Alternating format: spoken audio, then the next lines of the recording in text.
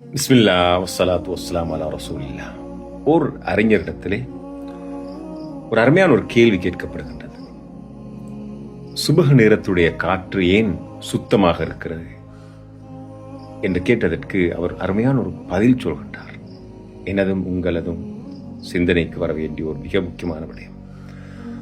அவர் சொல்கின்றார், சுபஹுடைய காற்று சுத்தமாக இருப்பதற்கு காரணம் அந்த காற்றிலே முனாஃபிக்குகள், நயவஞ்சகர்களுடைய சுவாசம் கலப்பதில்லை. நயவஞ்சகர்கள் ஓய்ந்து தூங்குகின்றார்கள். தூய்மையான இறை விசுவாசிகள் மாத்திரம்தான் எழுந்து தொழுகின்றார்கள்.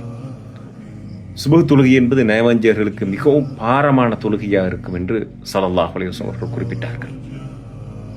சுபஹுடைய காற்று சுத்தமாக இருப்பதற்கு இதுதான் காரணம் என்று அவர்கள் சொல்கின்றார்கள்.